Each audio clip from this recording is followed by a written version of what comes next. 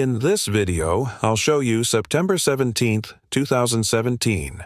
Officer Mark Sun of the Boynton Beach Police Department pulled over Major Michael Johnson for allegedly driving an unmarked police vehicle 97 miles per hour in a 65 mile per hour zone while off duty in Boynton Beach, Florida. Major Johnson pulled over to the side of the road and activated the vehicle's emergency lights as Officer Sun approached. Seriously. Well, you were speeding. Okay. What's that? You're right. I'm trying to do my job. Okay. On my left. Okay.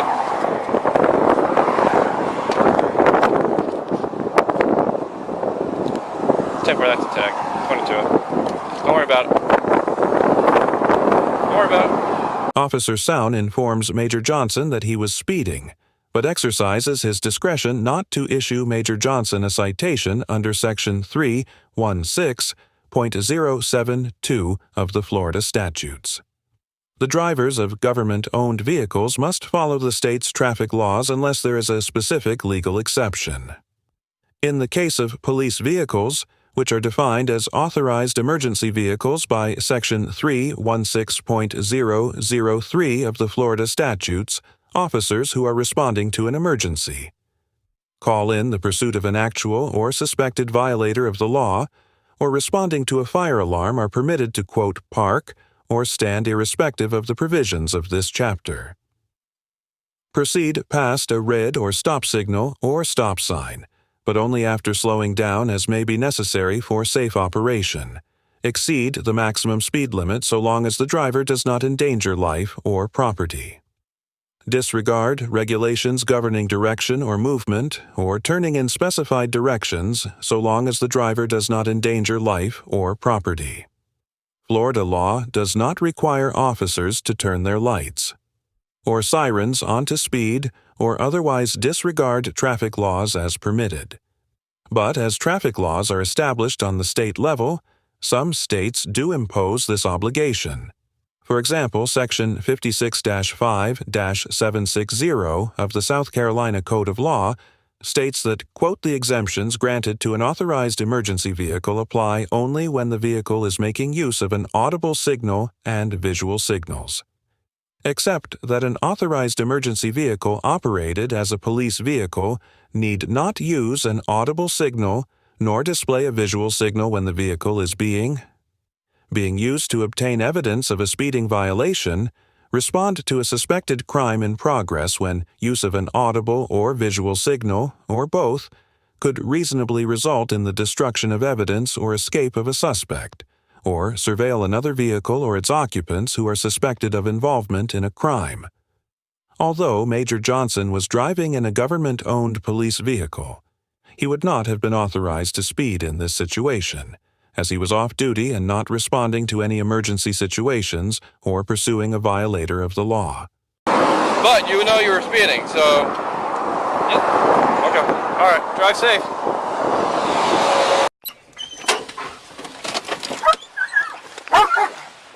You seriously talk to me like that? You just failed to signal your lane change, and you also failed to make your left turn. My left turn. When you made your left turn off I-95 on the overpass, you didn't have your signal on. Are you seriously serious about this? First of all, I didn't know who you were. I got that. What was I was at 97 miles an hour behind you. 97. What was my speed, Mark? 97. What was my speed? 97. Not a chance. After Officer Sun returned to his vehicle after completing the traffic stop, Major Johnson pulled over Officer Sun by activating the lights on his unmarked vehicle and alleged that Officer Sun failed to signal when changing lanes and making a left turn. While there is generally no legal prohibition against an off-duty police officer effectuating a traffic stop, some police departments have written policies and procedures regarding when off-duty officers may conduct traffic stops. For example, the Cincinnati Police Department's policy regarding the emergency operation of police vehicles and pursuit driving states that, quote, officers will not attempt to stop vehicles while off-duty unless it is a life-threatening situation which, if permitted to continue, could cause serious physical harm to innocent victims. Similarly, the Vancouver Police Department's policy on off-duty law enforcement actions explains the, quote, Initiating law enforcement action while off-duty is generally discouraged. Officers should not attempt to initiate enforcement action when witnessing minor crimes, such as suspected intoxicated drivers, reckless driving, or minor property crimes. Such incidents should be promptly reported to the appropriate law enforcement agency. Although the Boynton Beach Police Department's policies are not publicly available, courts usually do not take department policies into consideration when determining the legal validity of a traffic stop. It is also evident from this interaction that Major Johnson's primary motive for pulling over Officer Sun was to retaliate against him, and Major Johnson later admits that he pulled him over because he just wanted to, quote-unquote, talk to him. In the 1996 case of Wren v. United States, a unanimous Supreme Court ruling concluded that the constitutional reasonableness of a traffic stop does not depend on the actual motivations of the individual officers involved. This decision signed off on the common police practice of pretextual stops, where officers pull over an individual for a minor traffic violation when their actual motivation is to investigate the individual for a more serious offense or take some other action in this situation.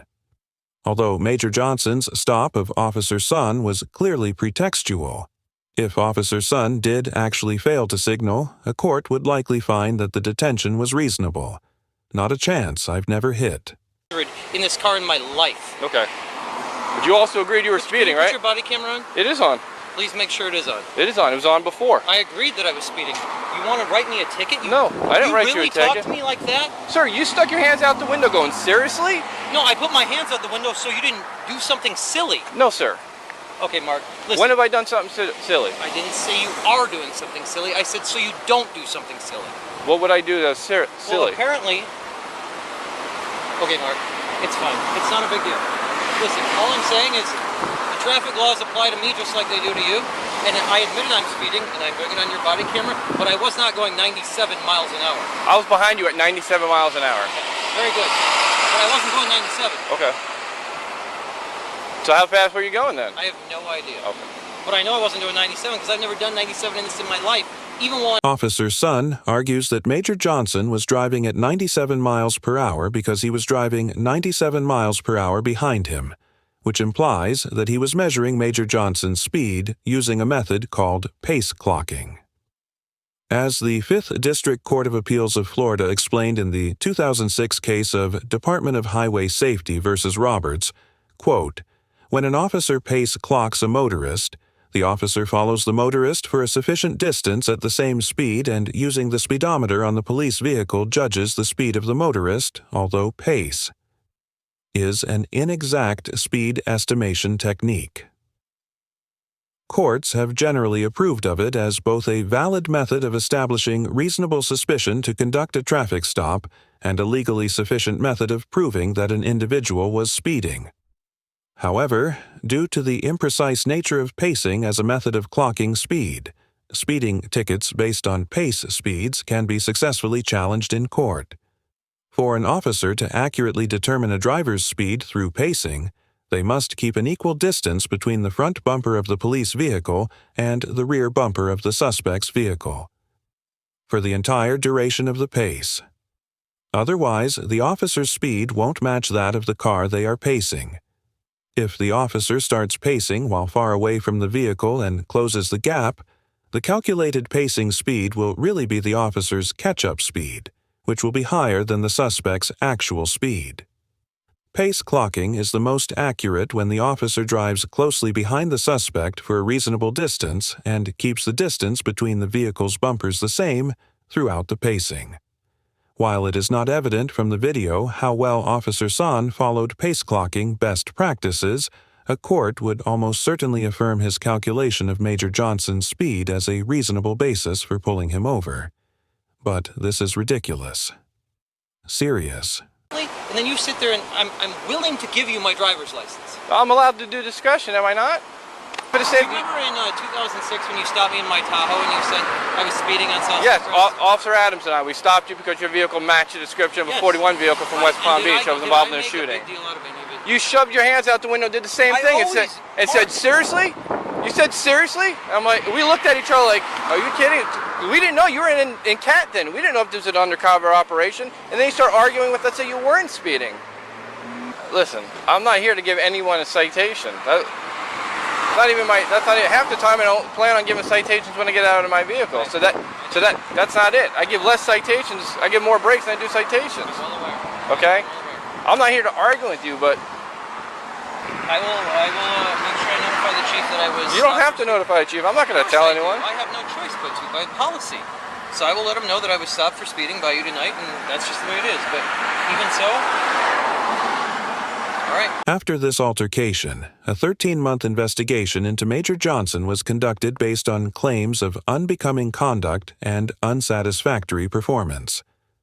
While he initially received a written reprimand for both claims, City Manager Lori Leverrier later rejected the unbecoming conduct allegation because Major Johnson did not actually receive a citation for speeding, despite the fact that the Internal Affairs report stated that speeding is a type of behavior that would violate the city's unbecoming conduct rule, and officers do not have to receive a citation to violate the policy.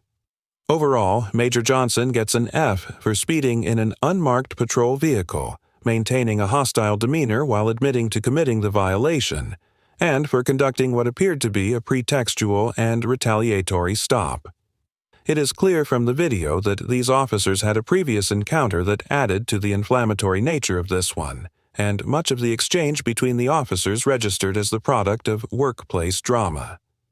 Every workplace shares its fair share of drama, but problems arise when that workplace is interlaced with the authority to detain and arrest individuals and make life or death decisions.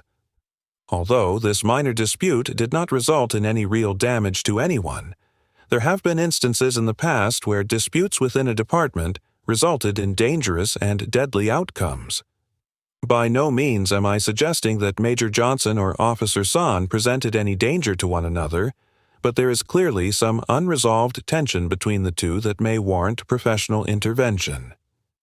Mental health within the workplace is certainly an issue that every industry must take seriously, and many police departments could likely benefit from more proactive intervention and resolution of these issues. If Major Johnson truly felt that Officer San was maliciously stopping him for speeding, then he should have followed the appropriate channel of complaint rather than conducting an impromptu off-duty stop. Officer San gets an A- for conducting a legitimate traffic stop on Major Johnson engaging in a civil dialogue with the Major and for remaining calm and professional throughout the encounter. There is no denying that Major Johnson's conduct was unreasonable, and the fact that he was the subject of a year-long investigation that resulted in a short-lived reprimand is a testament to that. One of Officer San's biggest mistakes was not issuing the Major a citation when he had the chance. Not only did this offer the Major an opportunity to have his reprimand reversed later on, but it also sent a clear message that even a workplace grudge will not tarnish the discretionary leniency that is often afforded to fellow officers. The fact that the Boynton city manager elected to unilaterally reject the allegation after Major Johnson clearly admitted to speeding on camera multiple times and was found to be guilty of violating policy after an internal investigation perfectly demonstrates the bottlenecking effect of local politics on the process of officer accountability. Local elections are extremely important to the ecosystem of policing, and electing officials that represent the police force you want to see in your city or town is one of the most impactful ways to make a difference. Ultimately, I commend Officer San for having the courage to confront his superior officer about his driving habits, and I hope that his actions inspire other officers to hold one another account. Thank you very much for watching the video. Subscribe our channel for next video.